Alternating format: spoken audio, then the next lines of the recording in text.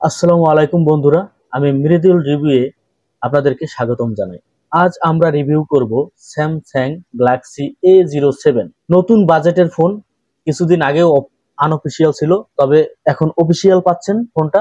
দাম ও ফিচার ঘিরে কি ভালো দেয় চলুন দেখব। তো এই ফোনটা স্যামসাং এর নতুন বাজেটের offer, 50 megapixel camera, 90 hertz display এবং 6 বছরের অ্যান্ড্রয়েড আপডেট পাচ্ছেন। আবার অ্যান্ড্রয়েড 15 পাচ্ছেন। কিন্তু বাস্তবে কেমন কাজ করবে সেটা আজকে দেখব। চলেন শুরু করা যাক।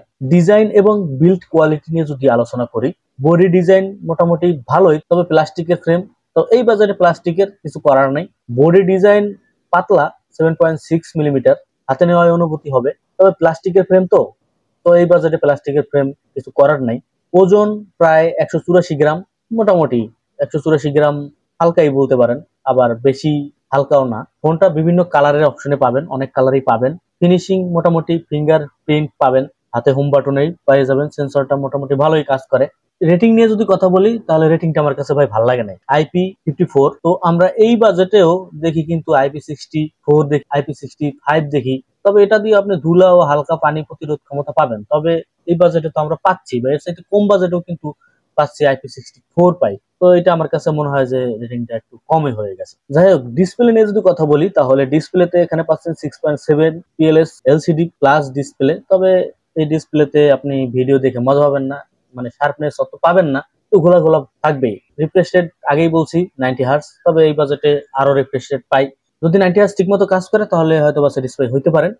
তবে আমার কাছে এই বাজেটে এই যে নচ দিয়ে রাখছে, এই নচটা আমার কাছে ভালো লাগে না, কারণ এর চাইতে কম বাজেটেও কিন্তু ভালো লাগে এরকম পাই, তবে এটা আমার কাছে ভালো লাগে না।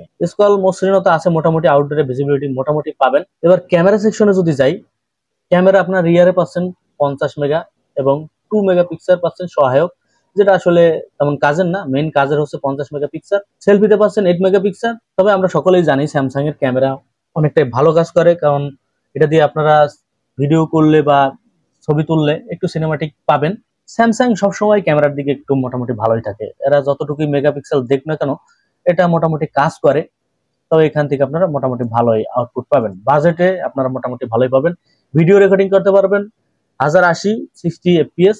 এই ছিল মোটামুটি ক্যামেরা। দিনে মোটামুটি ভালোই ছবি তুলতে পারবেন, নাইট মোডে একটু ঝামেলা করবে, মানে লো লাইটে একটু ঝামেলা হবে, তবে আপনারা দিনের বেলা ভালো ছবি তুলতে পারবেন।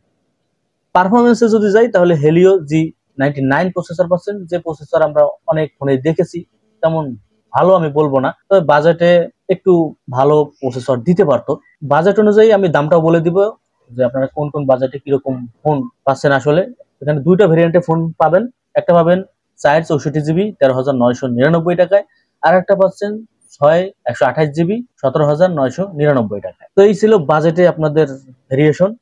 সাধারণ কাজ যেমন ব্রাউজিং, সোশ্যাল অ্যাপ, ইউটিউব, এগুলো আপনি ইউজ করতে পারবেন। গেমিং এর ক্ষেত্রে যদি বলি, পাবজি, ফ্রি ফায়ার, এগুলো আপনি খেলে মজা পাবেন না। আসলে এইগুলো খেলার জন্য না ফোনটা, কারণ বুঝতে পারতেছেন প্রসেসর তো তেমন ভালো না।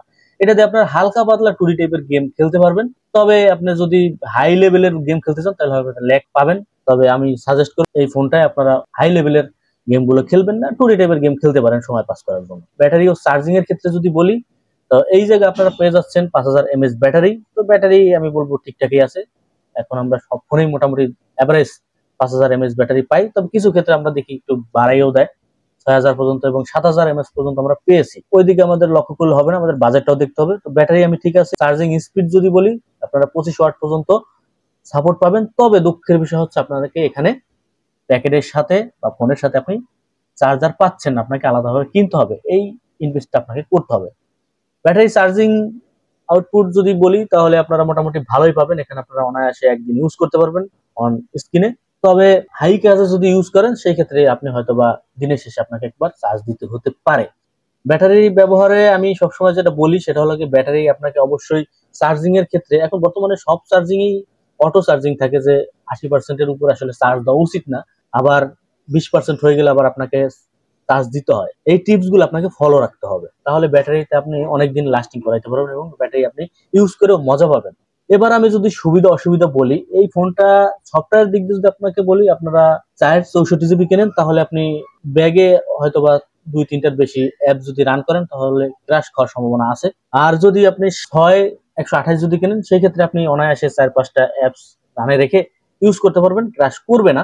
তো আমি সবাইকে সাজেস্ট করব যাদের একটু বাজেট একটু ভালো তারা 6/128টাই নেবেন, কারণ 4/64 এটা আসলে আমার কাছে তেমন ভালো মনে হয় না, এবং 64 GB এটা কিন্তু অনায়াসে কিন্তু ফিল আপ হয়ে যায়, কারণ অ্যাপস তো আপনার জায়গাগুলো দখল করে নেবে। যদি কেউ ফোনটা কিনতে চান তাহলে দামটা বাড়াইয়ে আপনারা 6/128 নিতে পারেন। এই ফোনটা আপনারা গেম তো খেলতে পারবেন না, এমনি সাধারণ ইউজের জন্য ইউটিউব ফেসবুক ইউজ করার জন্য আসলে ব্যবহার করতে পারবেন। আর এর সাথে সাথে আপনারা হেডফোন জ্যাকটাও পেয়ে যাচ্ছেন, অনেক ফোন এখন আর পাওয়া যায় না এই হেডফোন জ্যাকটা, এই ফোনে আপনি হেডফোন জ্যাকটাও পেয়ে যাচ্ছেন। এবং আমি যদি সর্বোপরি যদি মূল্যায়ন করি যে এই ফোনটা আসলে বাজেটের জন্য ভালো, যাদের বাজেটটা কম তাদের জন্য ভালো।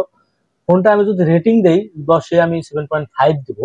এবং আপনি এই ফোনটা কিনবেন কি কিনবেন না সেটা যদি আমি বলি, তাহলে আমি বলবো যাদের কাছে বাজেট কম বা যারা আসলে হেভি ইউজ করবেন না বা গেম খেলবেন না, মোটামুটি ইউজ করতে চাচ্ছেন ফেসবুক ইউটিউব, তাদের জন্য আসলে আমি বলবো ঠিক আছে। যারা বয়স্ক আছে বা যারা মোটামুটি স্যামসাং লাভার, কম দামে খুঁজতেছেন স্যামসাং, তাদের জন্য এটা আমি বলবো। এই ছিল স্যামসাং গ্যালাক্সি A07 রিভিউ নিয়ে। যদি ভিডিওটা ভালো লাগে তাহলে লাইক দিন, সাবস্ক্রাইব করুন এবং শেয়ার করুন বন্ধুদের সঙ্গে। নিচে কমেন্টে জানান আপনি কোন ধরনের রিভিউ চান বা কোন ফোন সম্পর্কে জানতে চান। দেখা হবে পরবর্তী ভিডিওতে। ভালো থাকুন, সুস্থ থাকুন। আসসালামু আলাইকুম।